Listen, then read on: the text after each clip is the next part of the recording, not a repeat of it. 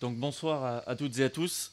Je suis ici aujourd'hui suite à l'invitation du conservateur du musée du désert, donc de Denis Carbonnier, que je remercie vivement pour vous présenter ce personnage atypique de la Commune de Paris qui est Louis Nathaniel Rossel, le seul officier supérieur de l'armée française à rejoindre cette insurrection en 1871.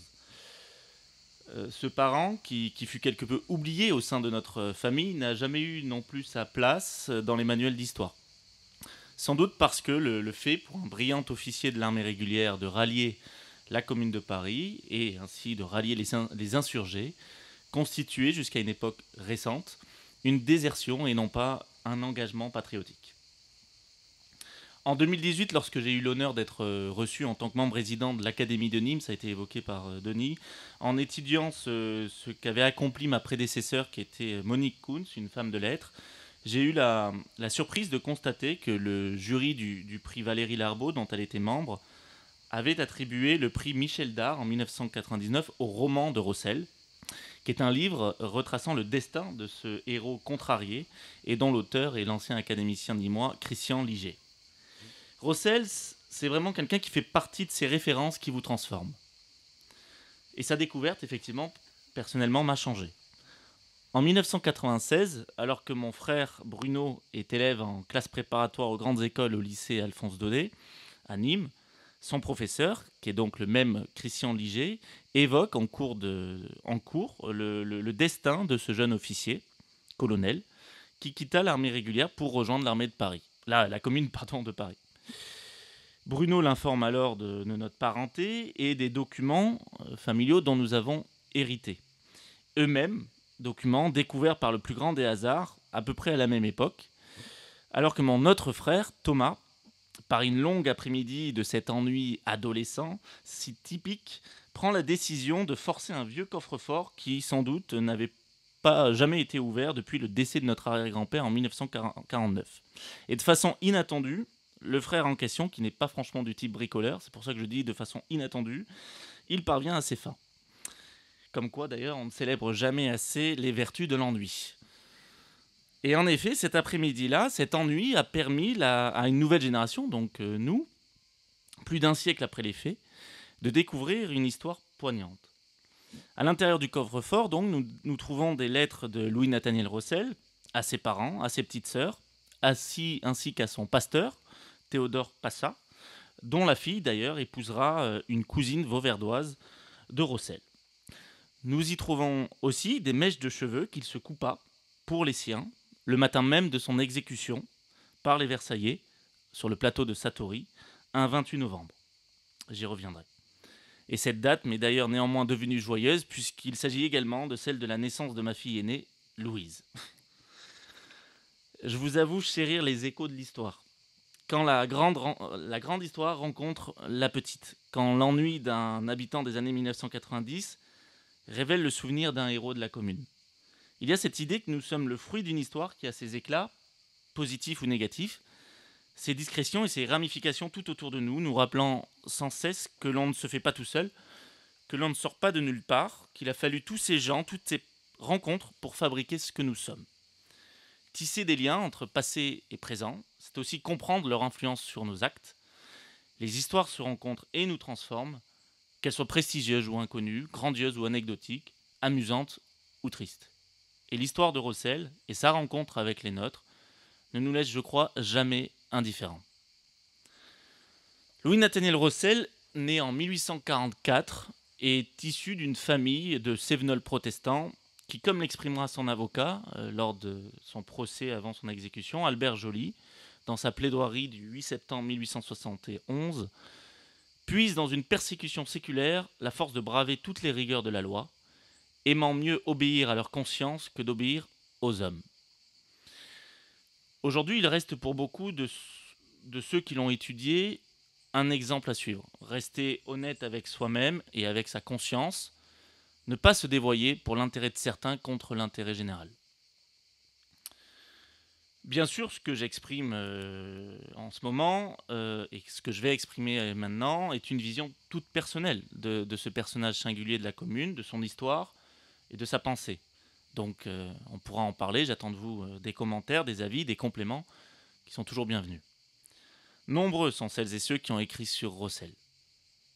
En particulier ses biographes de talent que sont Édith Thomas, Jean-Hugues Carbonnier ou Helena Pontier-Martin. Quant à Christian Liger, si certains ont pu lui reprocher de s'être parfois éloigné de ce que portait Rossel, son roman, avec talent et puis avec un certain lyrisme, a permis de faire renaître son histoire auprès du grand public. Je cite, « Ennemi des révolutions, les circonstances m'avaient jeté dans une révolution. Haïssant la guerre civile, je m'étais engagé dans la guerre civile. » Cette phrase de Louis-Nathaniel Rossel traduit à elle seule le caractère a priori paradoxal du ralliement de ce jeune officier protestant rigoureux à la Commune de Paris. C'est, nous le verrons, son caractère, je crois, profondément républicain et sa sensibilité pour les classes dominées, pour la liberté et pour la justice sociale qui l'y conduiront.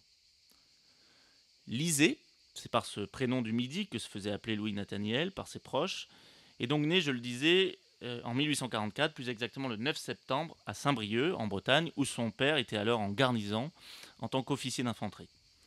Sa mère, Sarah Campbell, de foi protestante, est britannique, ce qui vaut à Louis-Nathaniel de parler quasi couramment anglais. Sa mère est née à Newington en 1820, c'est-à-dire dans le Grand Londres, d'Archibald Campbell, un officier de Sa Gracieuse Majesté, capitaine d'artillerie, qui était originaire d'Écosse et d'Irlande, et d'Isabella Randall, des mêmes origines. Louis-Nathaniel, proche de sa grand-mère maternelle, qui est aussi sa marraine, empruntera ce nom de Randall pour signer quelques articles dans le journal Le Temps, sous un pseudonyme. Son prénom, quant à lui, Nathaniel, Louis Nathaniel, donc son prénom Nathaniel, lui vient du frère de sa mère, né une année après elle et qui était décédé en bas âge. Louis Rossel, le père de Louis Nathaniel, quant à lui, est né à Nîmes en 1806, d'une mère de Vauvert et d'un père de Saint-Jean-du-Gard. Officier sorti du rang, c'est-à-dire sans avoir eu à sortir d'une école militaire, il a terminé sa carrière avec le grade de commandant, chef de bataillon, décoré de la Légion d'honneur. Et donc sa famille est originaire à la fois de Camargue et des Cévennes. Les Rossel, vous le savez sans doute, c'est un nom bien connu ici. Les Rossel étaient une famille implantée dans la région de Saint-Jean-du-Gard et à Nîmes, elle est toujours. C'est encore aujourd'hui un nom relativement répandu dans ces contrées. Les membres de la famille de Louis Nathaniel étaient à l'époque facturiers de laine, faiseurs de bas, comme son grand-père, marchands et négociants, comme son arrière-grand-père. Une branche de la famille avec laquelle les relations n'étaient pas toujours simples d'ailleurs, était davantage tournée vers les métiers du droit, notaire, avocat ou magistrat, et s'inscrivait encore un peu plus dans la bourgeoisie cévenole, plus conservatrice que sa famille directe, ses parents et ses grands-parents. Le plus ancien aïeul connu de Louis Nathaniel est Antoine Rossel, né à Vialas, en Lozère, dans la deuxième moitié du XIVe siècle. Et dès le XVe siècle, on retrouve cette famille Rossel, installée un peu plus au sud donc, à Saint-Jean-du-Gard, après avoir fait un court passage à Durfort. Et ce sont les affaires, le commerce qui les ont fait atterrir ici. Très vite, au début du XVIe siècle, la famille Rossel fait le choix de la réforme venue par les marchands de Genève. Ce protestantisme calviniste, il emporte avec lui un ensemble de convictions et de principes qui resteront très chers à Louis Nathaniel, bien que lui-même ne fût pas un pratiquant particulièrement assidu, et bien qu'il témoignait, comme en toute chose, d'une grande liberté d'esprit. Il n'empêche, Louis Nathaniel Rossel était croyant, et sa certitude d'une autre vie, après celle terrestre, lui faisait relativiser toute crainte vis-à-vis des hommes. Et ainsi, en 1859, à 15 ans seulement, il écrira ce texte étonnamment prémonitoire. L'homme juste n'a pas placé son bonheur dans les choses de ce monde. Il n'attend rien des hommes. Il ne craint rien de leur part. La calomnie, la persécution glissent sur son âme sans en ternir la pureté. La mort même, il ne la regarde pas comme un mal. La puissance humaine n'a aucune action sur lui. Que toute l'humanité se réunisse pour l'accabler, qu'il soit méconnu, honni, calomnié, banni, persécuté, qu'il soit condamné à périr, que l'ignominie soit attachée à jamais à sa vie et à sa mort, il n'en est pas même ébranlé. Il se repose dans le témoignage de sa conscience, dans sa confiance en Dieu. Il sait qu'après cette vie, il en est une autre où il n'y a plus à redouter l'iniquité. Il sait que la mort n'est qu'un passage qui le tire de la main des hommes pour le remettre en celle de Dieu. Il est tranquille. Que lui importe l'opinion des hommes. Il sait qu'il n'a pas forfait aux lois que le Créateur avait gravées en son âme. Il sait que ce Créateur infiniment bon lui tiendra compte des maux qu'il a soufferts pour la vertu. Il se repose dans le témoignage de sa conscience, dans la justice et la bonté de Dieu. Dans sa plaidoirie déjà évoquée, Albert Joly déclarera: les Rossel font partie de ces protestants qui ne furent rendus à la liberté religieuse et politique qu'à l'époque de Louis XVI. Les populations qui ont ainsi subi sans fléchir les dragonnades, les galères, les supplices même, ont gardé un profond souvenir de vénération pour leur père du désert. On est bien placé pour en parler. C'est un souvenir encore vivace et que le temps n'a pu altérer, car les vieillards de la génération actuelle, donc celle de Louis Nathaniel, ont été élevés par des parents qui avaient assisté à ces prêches clandestins du désert et qui ont vu encore des galériens pour cause de religion. Albert Joly poursuivra en précisant: c'est dans ces traditions que ces hommes austères et rigides ont puisé des opinions, modérées le plus souvent, mais toujours inflexibles, qui les ont constamment fait traiter en ennemis par les partis exagérés. Sous la terreur de 1793, pendant que le grand-père de Louis-Nathaniel Rossel se battait aux armées, ses grands-oncles, accusés de modérantisme, ont peine à échapper à la hache révolutionnaire. Sous la terreur blanche de 1815, ils sont également persécutés. Sa grand-mère est emprisonnée sous la fausse accusation d'avoir crié « Vive l'empereur » et elle est condamnée par les royalistes. Lors du coup d'État de 1851, le cousin du père de Louis-Nathaniel, Augustin, maire respecté de Saint-Jean-du-Gard et chef de famille, avait été destitué et contraint de se cacher alors que Louis Rossel, père, votait à registre ouvert contre l'acte du prince président Napoléon III. C'est logiquement donc dans la religion protestante réformée que Louis-Nathaniel Rossel est élevé en France. Son éducation est simple et quelque peu austère. Ses parents sont présents, sa mère est connue pour être très cultivée, gaie, tendre, dévouée. Ayant elle-même été en partie éduquée en France, elle lui parle parfois en anglais, mais pour l'essentiel, elle lui parle un français très pur et lui donne le goût de la littérature, alors que son père lui enseigne les premières notions de mathématiques. Durant ses études et ses affectations, Rossel écrira très régulièrement à ses parents, ses sœurs et à sa grand-mère. Et ces lettres traduisent une tendresse et une fidélité indéfectible qui unissaient cette famille. Paul Martin, un militant socialiste qui introduira Rossel dans les milieux communards, écrira en ce sens: « Chose étrange, Rossel, si terrible sur le champ de bataille, si raide, si cassant au point de vue militaire, si intransigeant sur la question nationale et révolutionnaire, était dans sa famille réservé, humble et modeste. » Très tôt, Lisée semble être un garçon très pensif et doué. Il aime autant le travail que le loisir, est très impressionnable, prend tout au sérieux et veut toujours bien faire. Il fait de relatives brillantes études. Il les commence de façon succincte à Saint-Brieuc, puis à Mâcon, puis les poursuit au lycée de Nîmes. Alphonse Daudet, qui ne partageait pas du tout les mêmes idées que Rossel, mais qui lui vouera après sa mort un véritable culte, le confondit d'ailleurs avec un de ses cousins qui partagea la scolarité nîmoise du célèbre écrivain donc Alphonse Daudet, qui le surnommait Rossel le Fou. Dans une lettre à un de ses parents, Daudet écrit en 1871, quelques mois avant l'exécution par les Versaillais de Rossel, il écrit, je cite: « Figure-toi qu'à la noble institution Canivet, où nous avons usé quelques paires de culottes à 10 ou 15 années de distance, il y avait de mon temps un blondin d'une douzaine d'années, toqué, batailleur, débile, toujours bousculé, battu avec un rire égaré, une tournure de filasse folle, nous l'appelions Rossel le Fou. Je me figure que ce Rossel le Fou est le même Rossel dont les communaux ont fait un moment leur général. Tâche de savoir cela à Nîmes. Je sais que le général Rossel est de Nîmes, qu'il est protestant, qu'il a 33 ou 34 ans, ce qui correspond parfaitement au signalement de Rossel le Fou, lequel était protestant, habité par là-bas près de Saint-Charles, où je l'ai souvent poursuivi à coups de pierre, lui et son cousin Puget. Si mon Rossel le Fou se trouve être le Rossel que l'on va juger, je veux lui consacrer quelques lignes, toutes en sa faveur, car il était le seul honnête homme de la bande. » En réalité, ce Rossel le Fou n'était qu'un de mes aïeuls, un autre de mes aïeuls, et un simple cousin de Louis Nathaniel. Mais qu'importe, Daudet défendit largement, fortement le communard Louis Nathaniel. Un ancien abbé et vicaire de la cathédrale de Nîmes, Marcel Bruyère, expliquera plus tard dans un ouvrage intitulé La jeunesse d'Alphonse Daudet que l'écrivain vouait un culte à Louis Nathaniel Rossel, non qu'il approuvât sa participation à la commune, mais pour son énergie et son attachement farouche à un idéal de patriotisme si mal compris fut-il. Léon Daudet, son fils, écrivait que son père célébrait les obscurs, les dévoués, les sacrifiés de la gloire tels Rossel, le Bonaparte à rebours, sans étoile, dont le nom revient plus de 50 fois dans ses petits cahiers. Il y avait dans ses notes une monographie de Rossel. Après sa scolarité à Nîmes, le père de Louis Nathaniel, souhaitant assurer l'avenir de son fils, l'inscrit, en bénéficiant d'une bourse, au Prytanée militaire de la Flèche, dans la Sarthe, en 1855. Et cela d'autant plus qu'il s'avère que son beau-frère, le mari de sa sœur, enfin de la sœur de sa femme, Louis-Antoine Victor Vignal, un ami officier, a été détaché au prestigieux collège. La mère de Louis Nathaniel s'installe quelque temps non loin, avec donc sa sœur et son beau-frère, du fait de l'éloignement de son père qui, lui, est parti engagé en Crimée. Lisée n'a alors que peu d'estime pour certains camarades perturbants, mais aussi vis-à-vis d'encadrants militaires dont les réactions ou les ordres lui paraissent absurdes. Si l'on peut le croire parfois orgueilleux, en fait il ne l'est pas. Il est en réalité inquiet, mal à l'aise dans un monde qui n'est finalement pas le sien. Il s'ennuie durant cette scolarité et bientôt, l'éloignement de sa famille lui pèse.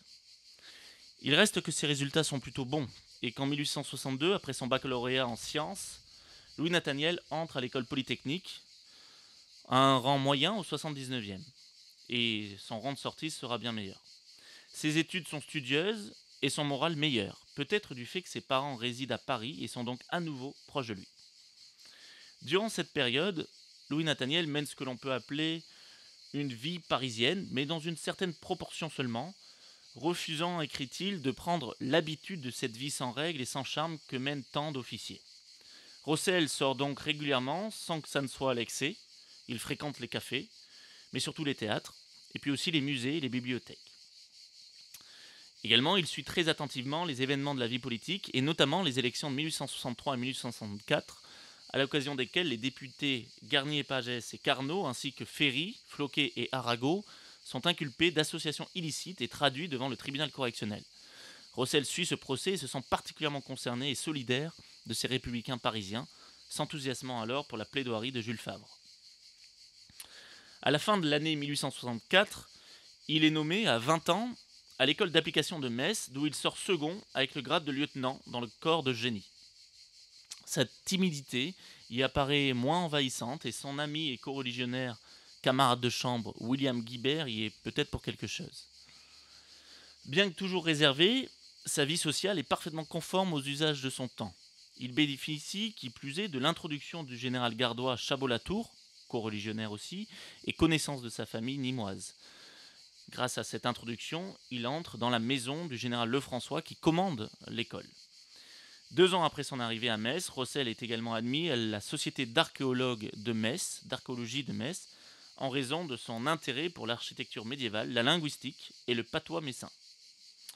À cette époque, Louis Nathaniel correspond beaucoup avec sa sœur Bella, alors en pension à la maison d'éducation de la Légion d'honneur à Saint-Denis, et qui réfléchissait elle-même à la rédaction d'un manuel d'histoire nationale. Louis Nathaniel lui fait part de réflexions diverses sur des sujets souvent techniques, littéraires, artistiques et sociétaux. Il se montre donc très attaché dans ses échanges, dans ses lettres, à cet échange avec sa sœur et soucieux de ce que pense Bella, la considérant pleinement à égalité, sans la moindre condescendance. Lieutenant à Metz en 1867 et fréquentant assidûment le théâtre, l'opéra et les bals, Rossel, bien que timide, se lie d'amitié et sans doute beaucoup plus encore avec Marie Léonard, fille du polytechnicien et ingénieur des Ponts et Chaussées Henri-Arthur Léonard. Mais cette dernière étant catholique, les parents de Marie Léonard, comme de Louis Nathaniel, en particulier son père, refusent le mariage. Cela l'agace et le conduit à plaider sa cause avec beaucoup d'énergie, de vigueur et même d'humour parfois, rappelant qu'en un sens, tout mariage est mixte. Il écrit aussi « J'engage, père, ne fût-ce que par curiosité, à regarder cette jeune papiste. Je sais d'avance quelle sera son opinion. Il trouvera que la mère est mieux que la fille. Mais franchement, je ne puis pas demander la mère en mariage. Le père refuserait. Quant à la fille, je lui suppose toutes les qualités, sauf d'être protestante, certes.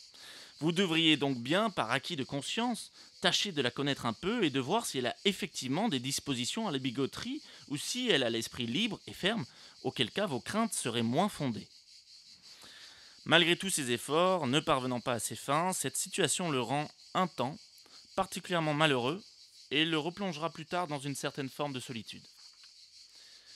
Ses déplacements en tant qu'officier et des occupations prenantes lui permettent de mettre à distance cette déception, en réalité seulement un temps. Au printemps 1868, alors qu'il se rend à Paris pour des levées photographiques, il confirme par ailleurs son engagement au sein de la Ligue de l'enseignement, engagement commencé à Metz en 1867, à seulement 22 ans, et il se lie d'amitié avec son fondateur, Jean Massé, de 29 ans, son aîné. C'est au sein de la Ligue de l'enseignement qu'il a ses premiers véritables contacts avec des ouvriers. Il s'aperçoit que ceux-ci ne profitent pas pleinement de l'enseignement qu'il leur est délivré, et il devient un ardent défenseur de l'école laïque soutenue par la Ligue. Il précise: on leur a appris à lire, mais non pas à la manière de s'en servir. Le jeune lieutenant donne lui-même des cours du soir en grammaire et participe à une commission chargée de mettre en place un enseignement féminin. L'éducation des adultes, et plus encore celle des enfants, est un enjeu politique majeur. Il écrit à ce sujet sur la nécessité d'élever le niveau d'instruction du peuple et de combler le gouffre qui nous empêche d'être égaux dans la vie, comme nous le sommes d'après nos consciences et nos lois, écrit-il. Pour Rossel, écrit-il encore, une révolution nouvelle devrait faire tomber le gouvernement actuel qui s'inquiète sans cesse, comme ses prédécesseurs, comme la République de 1848 elle-même, de mettre la liberté aux entraves. À l'automne 1868, le régiment de Rossel est envoyé à Montpellier. Ce sera pour lui l'occasion de redécouvrir le Midi paternel, sa culture, la langue provençale et la gastronomie, mais aussi de retrouver de vieilles connaissances familiales. Sa tante, Louise, dont il est très proche, essaie de lui trouver un parti. Et elle essaye de le faire dans la bourgeoisie protestante nîmoise. Cette idée même de parti déplaît fortement à Rossel, qui parvient à déjouer toutes les manœuvres en ce sens et à s'éloigner de toutes les jeunes femmes qui lui sont présentées. Il reste que ce séjour dans le Sud semble lui faire beaucoup de bien, tout en l'éloignant de la carrière militaire, pour laquelle ses doutes se font de plus en plus nets. Ainsi, le 24 décembre 1868, il écrit à ses parents: « Le métier de militaire n'est pas seulement contraire à mes goûts, mais surtout il a pour moi le grand défaut de me priver des droits de citoyen. J'ai des idées très nettes en politique et je désire de tout mon cœur me mettre à leur service, ce qui m'est impossible en restant officier. De plus, l'armée est exposée à être complice des différents attentats politiques dont le gouvernement ou les généraux peuvent avoir la fantaisie, et c'est un vilain jeu. Enfin, c'est un métier de malheureux. Je suis capable de vivre de privations pendant quelques années, mais je me crois assez de ressources dans l'esprit pour ne pas m'enterrer dans une profession où je n'aurai jamais que le strict nécessaire. » Quelques mois plus tard, le 25 mai 1869, il écrit également: « Il me tarde bien d'avoir fini mon rôle de soldat de papier pour avoir le droit et le devoir de faire mon métier de citoyen et de porter mon vote et mon opinion du côté qui me semblera utile au pays. » Alors qu'il est nommé à l'état-major du génie de Bourges, où il s'ennuie profondément dans un travail de bureau qu'il juge sans intérêt, l'impossible mariage avec Marie Léonard l'attriste à nouveau. Il écrit ainsi à ses parents: « Vous savez que j'ai un caractère assez renfermé et assez taciturne. Je vis en moi-même et je suis obligé de faire un effort pour rentrer dans le monde. J'ai laissé ce penchant se développer sans le combattre, au point que depuis plusieurs années, c'est comme une maladie morale. Vous n'êtes pas sans avoir remarqué que je ne suis pas ce que je devrais être, même à votre égard. Je suis avec vous comme si je n'y étais pas. Je crois de plus en plus urgent d'y apporter un remède, de m'échapper à moi-même, et je souffre avec peine que vous n'entriez pas du tout dans mes idées à cet égard, c'est-à-dire à l'égard du mariage avec Marie Léonard.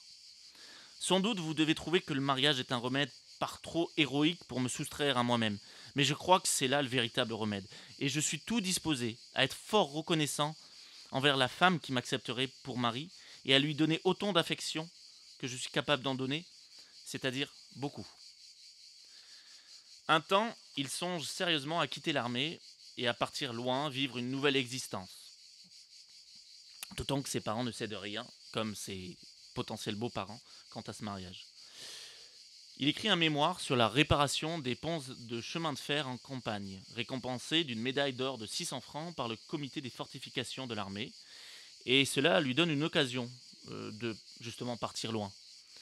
Ayant via un camarade rencontré l'ingénieur de Beausac, employé aux travaux du chemin de fer transcontinental Memphis-Pacifique, aux États-Unis, ingénieur qui fut impressionné par le mémoire de Rossel, il fait le choix d'en devenir un collaborateur et de partir aux États-Unis. Et pourtant, les événements qui vont suivre lui feront revenir sur cette décision et il ne partira pas. À cette même époque, ne trouvant d'intérêt que dans l'étude des campagnes napoléoniennes, le jeune officier de 25 ans, désormais promu capitaine, fait paraître sous le pseudonyme de Randall, je le disais tout à l'heure, le nom de sa grand-mère maternelle, des articles militaires dans le journal Le Temps, dirigé alors par un coreligionnaire Auguste Neisser. Lorsque paraît en 1869 le dernier volume de la correspondance de Napoléon Ier, Louis Nathaniel écrit 2 articles intitulés 2 pastiches de Napoléon, dans lesquels il démontre que les livres de stratégie attribués à Napoléon Ier par la commission chargée de publier la correspondance ne sont pas et ne peuvent pas être de Napoléon Ier. Rossel n'hésite pas non plus à critiquer l'armée dans ses articles, mais reconnaissons-le, toujours de façon constructive et argumentée. En tous les cas, la commission, un peu plus tard, lui rendra justice, puisqu'effectivement, il confirmera qu'en effet, les écrits attribués à Napoléon Ier n'étaient pas de lui. Rossel affirme aussi très tôt le rôle historique du peuple dans tous ses écrits et pressent une révolution qui mettra fin au régime de Napoléon III. Et d'ailleurs, s'inquiétant d'un départ trop hâtif de sa famille pour Paris, il lui suggère d'attendre que la situation prenne une tournure pacifique et qu'un gouvernement soit assis sur des bases solides. Dans son travail intitulé « De l'organisation militaire de la France », écrit en 1870, Rossel désire que l'on fasse l'expérience de l'élection d'un certain nombre d'officiers par les égaux et quelquefois par les inférieurs. Il s'y montre partisan du service obligatoire uniquement en temps de guerre et de l'instruction publique laïque, encore inexistante, obligatoire en tout temps.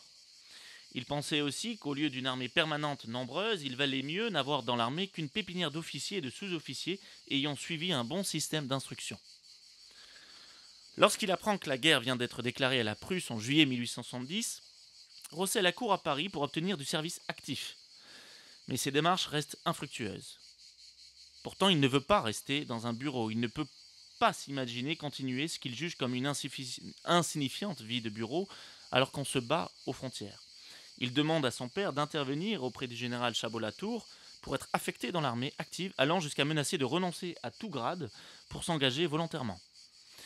Puis il est finalement envoyé à la citadelle de Metz, où il s'occupe de l'amélioration des fortifications, ce qui l'intéresse tout particulièrement. À la nouvelle des premiers désastres, peu de temps avant la défaite de Sedan, le 1er septembre 1870, et la capture de Napoléon III, Rossel conçoit un plan de défense dont il adresse l'exposé au journal Le Temps. Son écrit est lucide, il est rempli même de prédictions. Sur le plan stratégique, il considère aussi sérieusement l'organisation d'une immense levée en petites bandes qui auraient agi séparément, les corps d'armée réguliers ne devant faire que soutenir l'action engagée par les partisans. Durant son futur procès, Rossel précisera ainsi « Dans les pays de Languedoc, des troupes désorganisées auraient certainement détruit les armées prussiennes qui étaient organisées pour les pays de plaine, donc les pays de Languedoc. Et on le constate aisément, Rossel s'inspire ici de la guerre des Camisards dans les Cévennes, à laquelle certains membres de sa famille, notamment son ancêtre direct, Soubeyran Rossel, ont participé. On le saisit désormais, ce caractère entier et résolu, profondément patriote, ne peut voir sans une profonde exaspération la façon dont le maréchal Bazaine conduit les opérations militaires lors du siège de Metz. Apprenant que le maréchal est sans nouvelles de Paris, il demande, mais sans succès, l'autorisation de tenter de traverser les lignes ennemies pour aller chercher des nouvelles de l'extérieur et emporter de Metz au gouvernement. Très vite, il ne lui est plus possible de douter que soit par l'ineptie, soit par la trahison de son chef, ce qu'il suppose franchement, l'armée de Metz et au-delà la France marche à sa perte.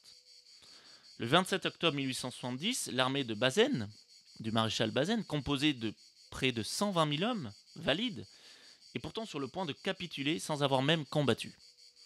La trahison de Bazaine et d'autres généraux était pour Rossel celle de capituler dans le but de restaurer en France un ordre moral conservateur, une restauration, et d'empêcher tout avènement d'une république moderne. Et ainsi, de concert avec quelques officiers, dont ses amis Henri Padovani et le capitaine de Boyenval, Rossel avait des mois plus tôt déjà formé le projet de tenter un dernier effort pour dégager l'armée du cercle où elle se trouvait enfermée, en faisant notamment remplacer Bazaine par le général Clinchamp ou par le général Changarnier. Mais alors que le général Changarnier finit par rallier Bazaine, ce complot, entre guillemets, finit par être éventé et Bazaine ordonne l'arrestation de Rossel et de Boyenval qui finira par se suicider. Le 28 octobre, après une dernière réunion d'officiers résolus à ne pas abandonner le combat contre la Prusse, mais qui échoue à organiser la riposte suite au retrait du général Clinchamp, Rossel, plutôt que d'être fait prisonnier par les Prussiens, s'évade, déguisé en paysan. Il avait déjà tenté de le faire d'ailleurs le 6 octobre, espérant alors obtenir du gouvernement de défense nationale le renversement et le remplacement de Bazaine. Il arrive alors en Belgique, après un court passage au Luxembourg le 1er novembre, et il publie le 2 et 3 novembre dans le journal L'Indépendance belge, 2 articles dans lesquels il met violemment en cause Bazaine, tant pour son incapacité militaire que pour ses manœuvres politiques contre la République. Il écrit notamment « Incapables déjà de conduire une armée, nos chefs ont ajouté à leur responsabilité le fardeau d'une restauration. » Louis Nathaniel fait ensuite un très court passage à Londres, où se trouve sa mère, puis rentre en France et se rend à Tours pour se mettre à la disposition du gouvernement de la Défense nationale. Là, il s'entretient avec Léon Gambetta, l'homme fort du gouvernement d'alors, qui lui fait rencontrer le délégué au ministère de la Guerre, Charles de Freycinet, protestant comme lui. Mais ce dernier, à l'inverse de Gambetta, qui semblait prendre très au sérieux les recommandations de Rossel, se débarrasse de Rossel en le chargeant d'aller dans le nord de la France pour s'assurer de l'état des forces militaires et des moyens de défense dont le pays pourrait disposer. Cette mission semble très éloignée des enjeux du moment à Louis-Nathaniel Rossel. Et dans les premiers jours de décembre, il est pourtant nommé colonel auxiliaire et directeur du génie au camp de Nevers. Rossel y remplit encore toutes ses fonctions, même s'il les juge quasi inutiles. Le 18 janvier 1871, l'Empire allemand est proclamé dans la galerie des glaces du château de Versailles. Et le 26 janvier, le gouvernement signe l'armistice qui met fin au bombardement de Paris. Puis le 6 février, Gambetta démissionne et suite aux élections législatives du 8 février, une majorité de monarchistes et de conservateurs élit Adolphe Thiers comme chef de l'exécutif. Rossel se sent trahi et reste prêt à tout pour continuer la lutte. Il s'oppose alors à ceux qui l'ont abandonné, y compris Gambetta, pour qui il garde pourtant une grande estime, même si ce n'est pas le cas en revanche à l'égard des généraux qui ont pris le parti du nouveau pouvoir, tel Clinchamp, que Rossel juge tout simplement, je cite, nul. Ainsi, lorsqu'il reçoit la nouvelle de l'insurrection qui vient d'éclater à Paris, le 18 mars 1871, Rossel s'empresse d'écrire au ministre de la Guerre, son supérieur, le général Leflot, « J'ai l'honneur de vous informer que je me rends à Paris pour me mettre à disposition des forces gouvernementales qui peuvent y être constituées. Instruit par une dépêche de Versailles rendue publique aujourd'hui qu'il y a 2 partis en lutte dans le pays, je me range sans hésitation du côté de celui qui n'a pas signé la paix et qui ne compte pas dans ses rangs de généraux coupables de capitulation. » La conclusion de la paix affecte sérieusement Rossel, qui, pour tous ceux qui le côtoient alors et qui témoigneront lors de son procès, ne se préoccupe plus de sa personne mais seulement du pays. Il écrit ainsi à ses parents « Mon moi m'est devenu indifférent ». C'est sans doute ce sentiment, ce refus de l'intéressement, mais aussi d'un pouvoir qu'il juge coupable de capitulation pour restaurer un ordre moral conservateur, qui explique son choix de ne pas donner suite à une possible décoration de la Légion d'honneur qui lui est faite. En effet, le général de division Vinel lui avait écrit le 27 janvier 1871 « Mon cher Rossel, je vous ai fait demander hier des états de service pour faire en votre faveur une proposition pour la Légion d'honneur. Je ne sais par quel mépris je n'ai pas reçu votre réponse malgré l'envoi de 2 plantons. Le 3e sera peut-être plus heureux. Faites-lui rapporter la réponse. J'attends tout à vous. » Évidemment, il n'y aura aucune réponse parce que Rossel ne voulait pas répondre. Rossel démissionne de l'armée, d'ailleurs, quelques semaines après cette proposition. Et à ce moment-là, d'ailleurs, Rossel se fera un point d'honneur pendant la Commune à ne plus revêtir l'uniforme de l'armée régulière qu'il n'estime plus légitime. Comme les 107 députés, dont Victor Hugo, qui ont voté contre les conditions de paix, Louis-Nathaniel Rossel n'accepte comme eux ni la défaite, ni le gouvernement qu'il juge réactionnaire. Dans le seul souci de voir le mouvement tourner au gré de ses espérances pour le pays, il part donc, dès le 19 mars, pour Paris. Là, maintenant, il me faut restituer rapidement le contexte de la Commune de Paris. On le sait bien, celle-ci trouve sa source dans un élan républicain se référant à la Première République et au gouvernement révolutionnaire de la Commune de Paris de 1793 et aussi à l'insurrection populaire de juin 1848 qui avait été réprimée de façon sanglante. En juillet 1870, Napoléon III et ses généraux entreprennent donc une guerre contre la Prusse qui est mal préparée, conduite très vite à la défaite. Sous la pression populaire, la Troisième République est proclamée le 4 septembre 70, 2 jours après que Napoléon III ait été fait prisonnier. Un gouvernement de défense nationale est alors chargé en principe de continuer la guerre. Paris est assiégé à partir du 19 septembre et connaît une grave famine au cours de l'hiver 70-71. Pendant le siège de Paris, durant lequel officie le père de Louis-Nathaniel Russell, la garde nationale, composée de citoyens et non de militaires de métier, prend une importance considérable et s'organise. Mais de son côté, Jules Favre, ministre des Affaires étrangères, signe un armistice avec Bismarck. Les conditions de l'armistice sont de fait draconiennes. Désarmement de l'enceinte fortifiée de Paris, occupation des forts, paiement de 200 millions en 15 jours. Le peuple de Paris, qui, assiégé par les Allemands en hiver, a supporté avec courage le froid, la faim et les bombardements, n'accepte pas cette démission du gouvernement et réclame, comme Rossel, de continuer le combat. En parallèle et à l'initiative des quartiers populaires, les bataillons de la garde nationale à Paris se fédèrent et se dotent d'une organisation démocratique. L'armistice prévoyait également la convocation d'une assemblée nationale chargée de décider de la poursuite de la guerre ou de la paix. Donc, comme on l'a déjà dit, la province élit une assemblée essentiellement réactionnaire, monarchiste et réactionnaire, dans un vote qui est totalement opposé à celui de Paris, qui, lui, fait élire des bourgeois démocrates comme Victor Hugo ou Edgar Quinet, des jacobins comme Delécluze, des représentants comme Piat, Gambon, Tolain et Malon, qui sont plutôt républicains ou socialistes.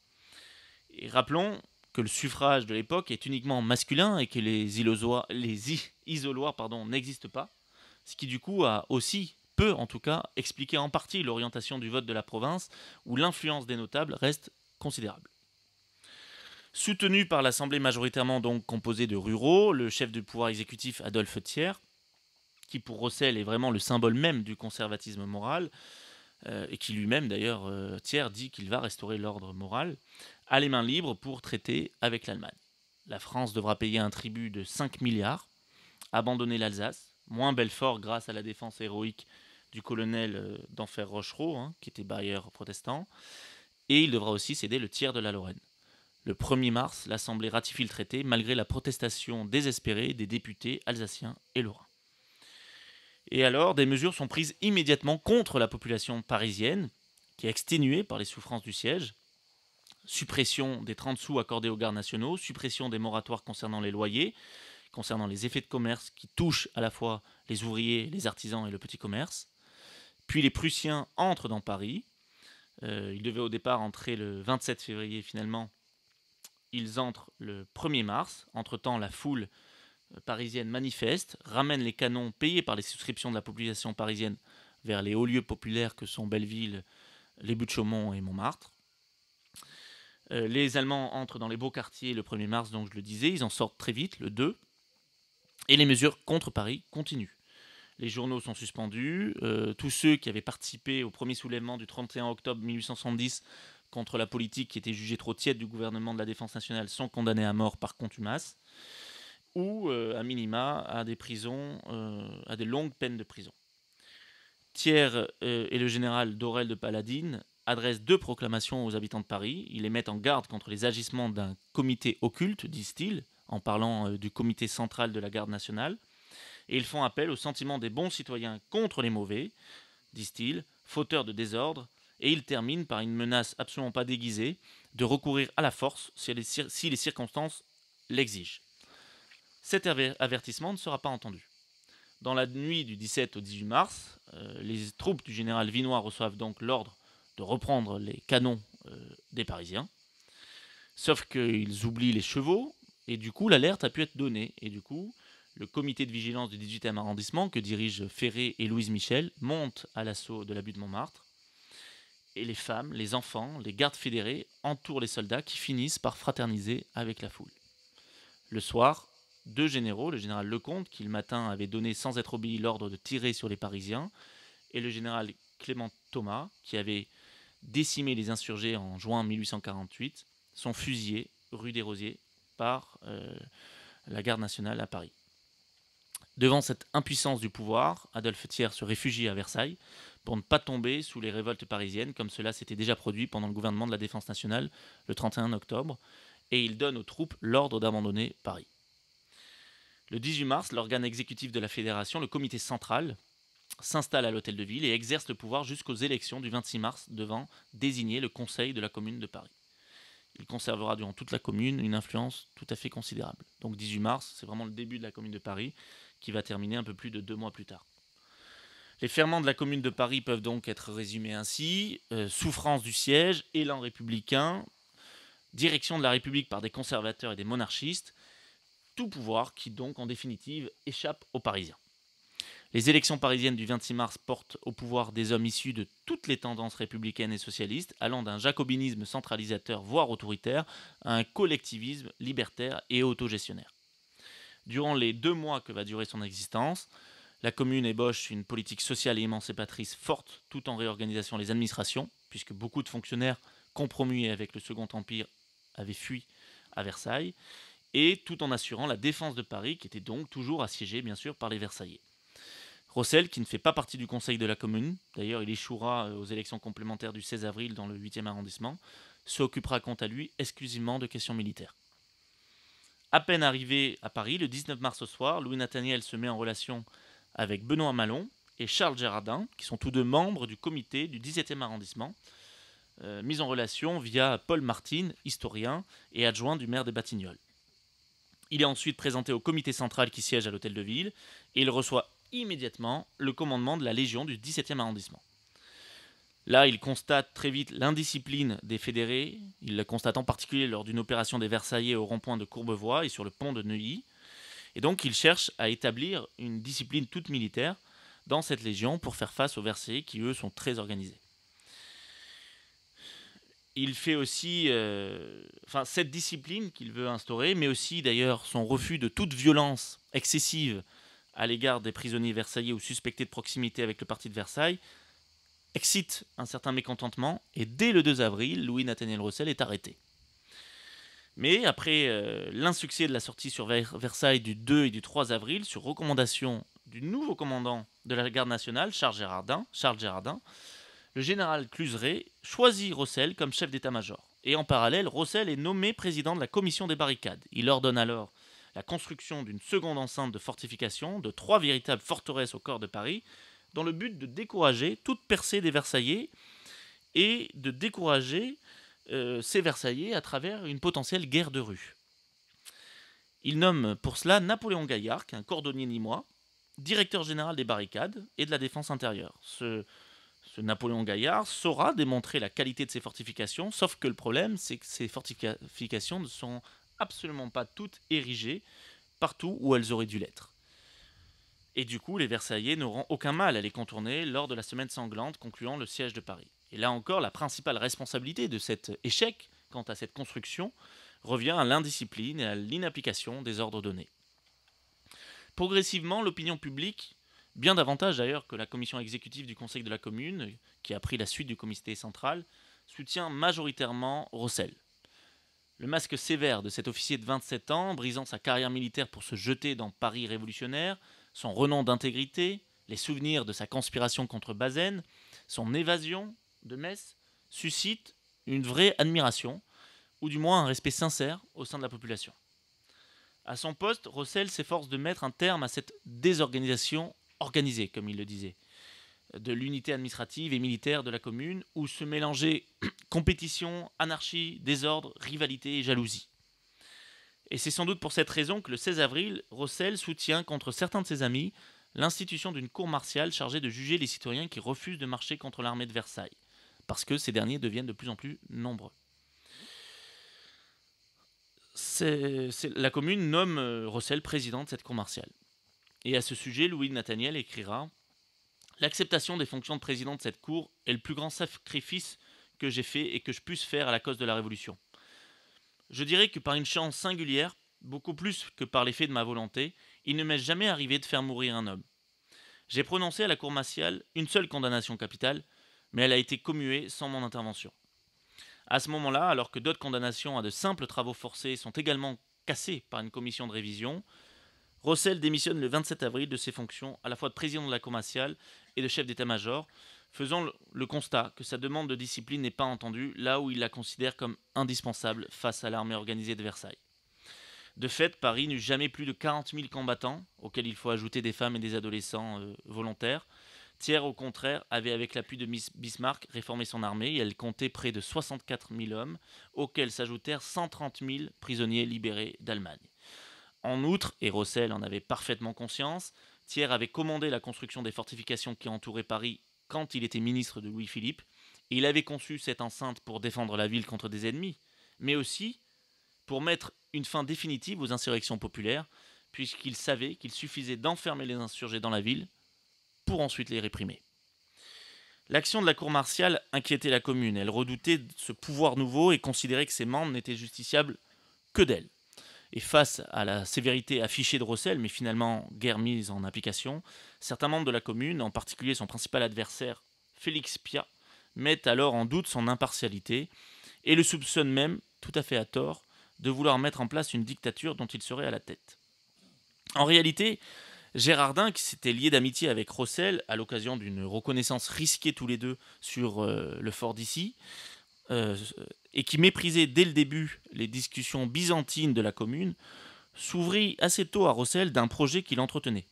Il s'agissait de mettre le pouvoir aux mains d'un comité de salut public composé des membres jeunes et résolus de la commune, et pour lequel Rossel et Dąbrowski, c'était un ancien officier russe qui avait participé à l'insurrection polonaise contre le régime tsariste, prendraient la direction des opérations militaires. Louis-Nathaniel Rossel n'a ici participé à aucune manœuvre, il se montrait largement désabusé. Le 29 avril au soir, Rossel est mandé à la commission exécutive composée des délégués aux différents ministères, pour qu'il exprime son opinion quant à la situation qu'il jugeait de plus en plus compromise.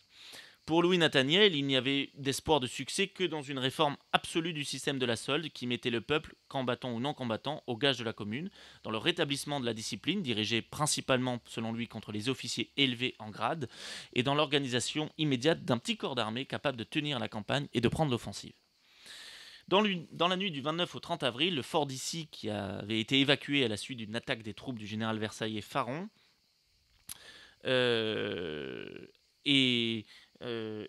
en difficulté la défense de Paris, et du coup, le général Cluseret est destitué. Suite à son audition, la commune nomme immédiatement Rossel aux fonctions de délégué à la guerre. Certains l'appelleront ministre de la guerre. Il accepte d'autant plus qu'est créé ce fameux comité de salut public déjà évoqué par Gérardin, qui, sur le modèle de 1793, était supposé exercer tout pouvoir pour sauver la situation. En fait, dans les faits, ça ne permettra aucunement de remédier aux désaccords internes à la commune. Sans doute parce qu'en 1793, Paris n'ayant pas été assiégé, aucune mesure n'avait été prise pour s'assurer d'une parfaite coordination militaire, avec à sa tête une sorte de chef militaire de génie révolutionnaire, ce que peut-être aurait souhaité être Rossel, mais ce qui ne pouvait être, du fait d'une incompréhension mutuelle constante entre lui et le comité central, remplacé successivement par la commission exécutive, puis par le comité de salut public. Durant les 10 jours où Rossel est le délégué à la guerre, ou le ministre de la guerre de la commune de Paris, ainsi chargé de l'initiative et de la direction des opérations militaires, il donne à la résistance contre l'armée de Versailles une vraie impulsion. Et il permet à la commune de perdurer un petit peu. Et pour ne négliger aucune énergie, il fait appel aux femmes volontaires, aucunement par la force. Beaucoup d'entre elles reconnaîtront au contraire à Rossel de les avoir toujours estimées en tout point à égalité des hommes. Louise Michel garda elle-même un souvenir très ému de ce personnage, si différent des autres au sein de la commune. Et puis aussi, elle écrira à son propos, dans son histoire de la commune, Rossel avait la science des armées régulières, mais il ignorait ce qu'était une armée d'insurgés, et son retrait est le fruit d'une incompréhension. Ce fut une perte réelle. Versailles l'a prouvé en l'assassinant. Dès les premières heures de son ministère, Rossel envoie le général Eudes réoccuper le fort d'Issy et répond au colonel versaillais Leperche, qui le 30 avril avait sommé au commandant du fort de se rendre dans un délai d'1 quart d'heure. Il répond « La prochaine fois que vous vous permettrez de nous envoyer une sommation aussi insolente que votre lettre autographe d'aujourd'hui, je ferai fusiller votre parlementaire conformément aux usages de la guerre. » C'est une lettre pour le moins audacieuse et déterminée. Sans doute exprime-t-elle parfaitement le caractère entier et incorruptible de Rossel. Ce dernier s'attache ensuite à établir dans les légions communalistes la discipline. Il fait aussi d'importants efforts pour organiser l'artillerie, concentrer des armes, réquisitionner des chevaux, mettre de l'unité dans le commandement, arriver à une forte organisation des troupes dont il dirige les opérations. Cela fonctionne un temps, mais très vite, Rossel se trouve à nouveau en but à l'hostilité du comité du salut public, et en particulier toujours de Félix Piat, qui y siège et qui continue de s'opposer à lui, en l'accusant toujours d'aspirer la dictature.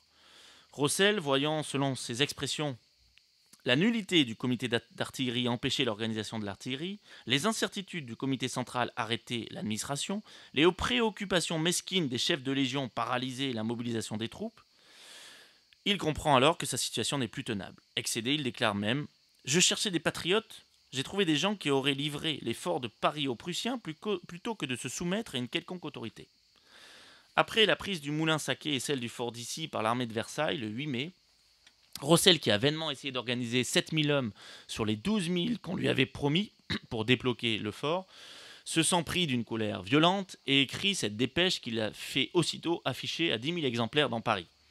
Le drapeau tricolore flotte sur le fort d'Issy. Le journal officiel de la commune essaye de démentir cette nouvelle, mais la population apprend presque aussitôt que Rossel dit vrai, même si quelques vaillants soldats y continuent une certaine résistance. Des bruits de trahison continuent alors d'être propagés contre lui par Piat et désormais également Jules Miot, inspirateur avec Gérardin du comité du salut public. L'arrestation de Rossel est exigée immédiatement par certains membres de la commune. Avant même de savoir quelle décision sera finalement prise, Rossel envoie sans attendre sa démission, le 9 mai, dans une lettre où il expose la situation et les entraves de tout genre qu'il rencontre dans l'accomplissement de ses fonctions depuis le début. « Mon prédécesseur, dit-il, a eu le tort de se débattre au milieu de cette situation absurde. Éclairé par son exemple, sachant que la force d'un révolutionnaire ne consiste que dans la netteté de la situation, j'ai 2 lignes à choisir. Briser l'obstacle qui entrave mon action ou me retirer. Je ne briserai pas l'obstacle, parce que l'obstacle, c'est vous et votre faiblesse. Je ne veux pas attenter à la souveraineté publique. Donc je me retire et j'ai l'honneur de vous demander une cellule à Mazan. » Le 10 mai, après que Rossel ait assisté à une revue des troupes place de la Concorde, le sort de Rossel est encore en discussion. La majorité du comité central de la garde nationale, emmenée par Édouard Moreau, va jusqu'à demander l'instauration d'une dictature militaire sous la responsabilité de Rossel. Rossel refuse. Il est finalement mis en état d'arrestation, provisoirement, par le conseil de la commune, et il est gardé à la Casture, sous la garde très souple et très amicale de Varlin, internationaliste, qui s'était opposé à la création du comité de salut public, puis de son ami Gérardin, resté lui membre de ce même comité. Quelques heures après, Rossel et Gérardin s'en vont sans le moindre obstacle de l'hôtel de ville, librement, avant même que le conseil ne décide au bout de plusieurs heures de son arrestation définitive. Sur cet épisode, Louise Michel écrira « Avec le concours de son ami Charles Gérardin, Rossel s'échappa d'autant plus volontiers que la commune le préférait ainsi, c'est-à-dire libre. Des mandats d'amener sont lancés inutilement contre Rossel et Gérardin. Et le 15 mai, un projet d'acte d'accusation dénonce Rossel comme un traître ayant voulu, à prix d'or, livrer Paris et Versailles. À Versailles. Personne, évidemment, n'y croit. Et la quasi-totalité de la presse, dont Rossel défendait la liberté, quand certains délégués de la commune prônaient au contraire une interdiction ciblée, prend la défense de Rossel. En ce sens, Rossel écrira plus tard « Si quelque chose pouvait sauver la Révolution, nourrir l'agitation révolutionnaire, l'épurer et la préserver de l'erreur, c'était la liberté de la presse. C'était l'organisation de la publicité, c'est-à-dire de la transparence de l'action publique. » C'est en ce sens d'ailleurs qu'on peut comprendre la publication par Rossel de la dépêche qui avait annoncé la prise du fort d'Issy, même si cela peut aussi lui être légitimement reproché, puisque ça a rendu, ça a dévoilé, y compris auprès des Versaillais, la désorganisation interne de la Commune de Paris. Encore qu'ils étaient déjà largement informés.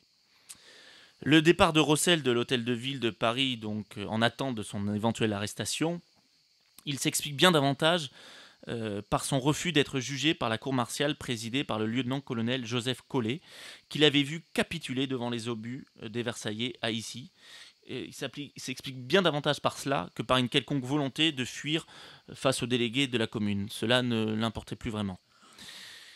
Et puis aussi, si Rossel a démissionné de la commune de Paris, c'est peut-être parce que, comme l'écrira Jean-Hugues Carbonnier, il était toujours écartelé entre une volonté d'agir et un certain détachement, entre l'obéissance aux autorités et la soumission à la conscience, entre le respect de la légalité et la résistance à l'oppression. Finalement, Rossel reste donc caché jusqu'au 7 juin à l'hôtel Montebello, au 54 boulevard Saint-Germain, au coin de la rue de Bièvre, où il s'est fait inscrire sous un faux nom, Monsieur Tiraubois, en prenant la qualité de contremaître des chemins de fer de l'Est. Une chute de cheval lui rendant très difficile toute marche, ses déplacements sont extrêmement limités. Pour autant, Charles Delescluze, qui l'a remplacé au poste de délégué à la guerre, de ministre de la guerre, suite à sa démission, lui rend visite en cachette tous les jours et prend conseil auprès de lui pour exercer ses missions. Et c'est aussi dans sa chambre que Rossel écrit pendant la semaine sanglante des notes lucides sur la commune, mais aussi sur la société et sur la politique. Je le cite. Lorsque la bourgeoisie instruite a fait la révolution de 1789, elle ne l'a pas faite toute seule. Elle a appelé le paysan pour brûler les châteaux et l'ouvrier pour abattre les bastilles. L'ouvrier a fait sa besogne. Aujourd'hui, il réclame son salaire.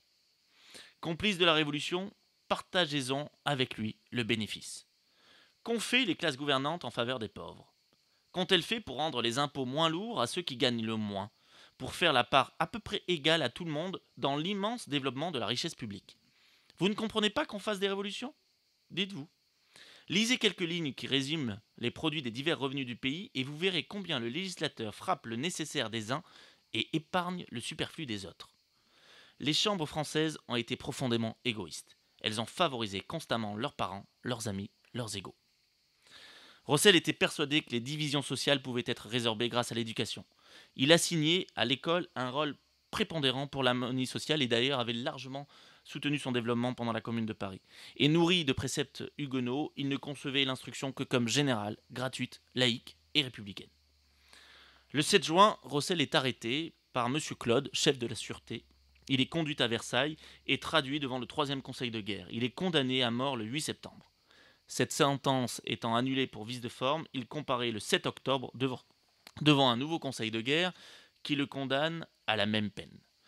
Son avocat, maître Albert Joly, réussit à le persuader de rédiger un recours en grâce à l'intention d'Adolphe Thiers. Mais Rossel voulait poser une condition sérieuse. Ne pas subir de dégradation militaire. Dans un de ses brouillons, pour une lettre destinée à Thiers qu'on a pu retrouver, on peut ainsi lire « Je croirais manquer de franchise si je ne vous faisais pas savoir, avant que cette grâce soit mise en délibération, qu'autant il m'est facile aujourd'hui de mourir, autant il m'est aisé d'abandonner une vie depuis longtemps sacrifiée, autant il me sera impossible, si je n'échappe à la mort, que pour subir la dégradation militaire, d'oublier cet affront qui est justement réputé pire que la mort pour un homme de cœur. » Son recours est rejeté le 27 octobre suivant. Pendant le procès, de fait totalement inéquitable, les témoignages de soutien et de sympathie ne manquent pas à l'égard de Louis-Nathaniel Rossel, dont tous reconnaissent la haute intelligence et l'ardent patriotisme. Des pétitions de Nîmes, Metz, Montauban, d'étudiants parisiens, des dames de la Légion d'honneur, les appels du colonel d'Enfer Rochereau, pourtant héros de la guerre, de Victor Hugo, du général Vergne, des officiers du camp de Nevers, de nombreux notables protestants, la demande du Conseil général de la Seine, la rencontre du père de Louis-Nathaniel avec Adolphe Thiers, tout cela, rien ne suffit à changer la sentence et à obtenir sa grâce auprès de la commission des grâces et surtout auprès d'Adolphe Thiers qui voulait simplement faire un exemple. Le gouvernement transmet discrètement à Rossel l'offre de quand même lui laisser la vie uniquement s'il donne sa parole de renoncer pour toujours à la France et de reconnaître sa culpabilité. La réponse de Rossel est la suivante. Si je promets, je tiendrai. Je ne veux pas promettre. Ainsi, il assume son combat jusqu'au bout, il refuse de soulager la conscience de Thiers, ni celle de haut gradé. Rossel écrit « J'aurais appris à tous qu'il y a des jours où un soldat discipliné et fidèle doit désobéir sans se dégrader. » La veille de son exécution, Louis-Nathaniel écrit « J'ai de la peine à pleurer. Nous sommes ainsi dans la famille, les larmes ne veulent pas venir. J'aurais voulu pouvoir me rassasier de larmes, mais la douleur s'accumule au-dedans et n'atteint pas le visage. Cependant, combien de choses en moi répugnent à la mort. J'ai beau ne pas me plaindre, je sens que j'ai droit d'être plaint. Je n'ai pas assez vécu. J'ai besoin de travailler, de penser, d'agir, d'aimer surtout. Mes poumons sont faits pour respirer longtemps encore et mon cœur pour battre. Il n'est pas naturel de mourir ainsi. Mes pensées passent si rapides que j'ai peine à les suivre. Je songe combien sont promptes ces dernières heures et combien change à chaque instant la perspective du passé et de l'avenir. Je ne suis plus ce que j'étais hier. Il y a comme des pages entières qui s'effacent du livre de ma mémoire. Un air de Mozart vient de me passer par la cervelle. Que viennent faire ici ces notes joyeuses? Est-ce moi qui savais et qui aimais cet air? Déjà, je ne me le rappelle plus, et je le cherche en vain. combien de sentiments, combien de sensations sont ainsi effacés pour ne plus reparaître. Mais aussi que de douleurs, que d'angoisses, que de fautes incorrigibles où je ne retomberai plus, que de rêveries amères ne viendront plus m'obséder. Je salue la mort libératrice. Ce qu'elle m'apporte compense ce qu'elle m'ôte.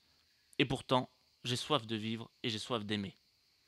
Le matin de son exécution, le 28 novembre 1871, après avoir écrit de courtes lettres et s'être coupé quelques mèches de cheveux pour les siens, il remet à son pasteur devenu ami, Théodore Passat, une lettre qui en quelque sorte est un testament politique. Je vous charge, si jamais le parti que j'ai soutenu arrivait au pouvoir plus tard, et s'il menaçait ses adversaires de sa vengeance, de faire usage de cette lettre pour leur dire qu'à ma dernière heure, je demande instamment à ceux qui ont l'honneur de défendre la liberté qu'ils ne vengent pas leurs victimes. Ce serait indigne de la liberté et de nous qui sommes morts pour elle. À 8 heures du matin, Louis-Nathaniel Rossel, jeune officier de 27 ans, conduit sur le plateau de Satory avec l'ancien délégué à la Sûreté Générale de la Commune de Paris, Théophile Ferré, et un ancien sergent, Pierre Bourgeois, condamné à la même peine, tombe sous les balles d'un peloton d'exécution choisi parmi son propre régiment, par le pouvoir en place, et après qu'on lui ait refusé de commander à son exécution. Héléna Pentier-Martin, à l'occasion d'un cycle de conférences en Suisse, Rossel, en 1937, eut cette belle conclusion. Ce matin-là, ce que les généraux tuèrent avec lui était précisément ce qu'ils croyaient défendre. Rossel fut un des premiers à discuter sa mission. Sa conscience l'avertit que cette mission n'était point dans une obéissance d'esclaves, et que l'intérêt de la patrie passait au-dessus des intérêts privés. Rossel est inhumé seulement 3 semaines plus tard, le 19 décembre, au cimetière protestant de Nîmes, sans que ses parents en soient immédiatement avertis. Les autorités hâtent la cérémonie d'inhumation par crainte de manifestations, en particulier de la part des républicains et socialistes, mais aussi de courants d'idées extrêmement divers. Parce que de fait, Rossel a suscité l'admiration ou un profond respect de personnalités totalement opposées et très variées.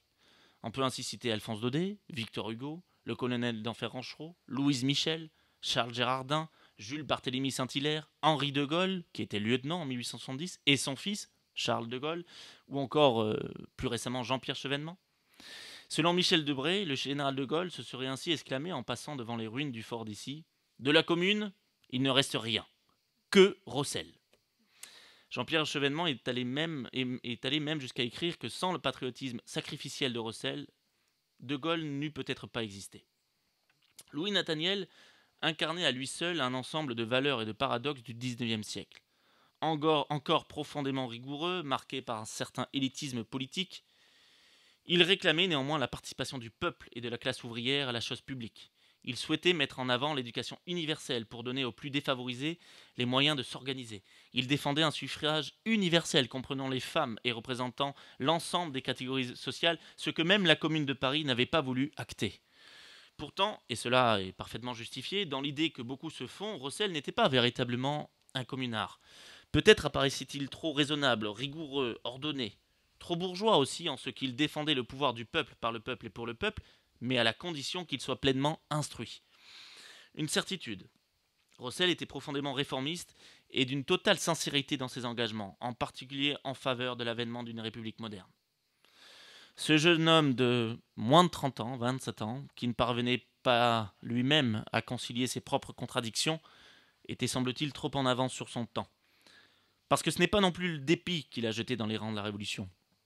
À ce propos, suite à la lecture de cette assertion dans le journal anglais, le Times, Rossel y répond en anglais le 4 mai en ces termes. « Il n'y a point de dépit chez moi, mais une colère mûrement et longuement réfléchie contre l'ancien ordre social et contre l'ancienne France qui vient de succomber si lâchement. » Voici pour conclure l'un des derniers écrits de Louis-Nathaniel Rossel, résumant son sentiment sur sa coûteuse expérience et sur ce qu'il a vécu de la Commune de Paris. Je dois dire que j'aime mieux, malgré toutes les hontes de la Commune, j'aime mieux avoir combattu. Nous avons beau être vaincus, nos coups de canon ont porté, et j'espère que la cause de la démocratie trouvera plus tard des serviteurs moins indignes et moins incapables que nous. La défaite de la Révolution de Paris n'est peut-être pas un malheur pour la démocratie, c'est un combat d'avant-garde, mal engagé et perdu, mais les réserves n'ont pas été engagées. Le corps de bataille même n'est pas compromis. Plus d'un démocrate sérieux a combattu avec la Commune de Paris. Beaucoup l'ont abandonné aux différentes étapes de sa carrière insensée.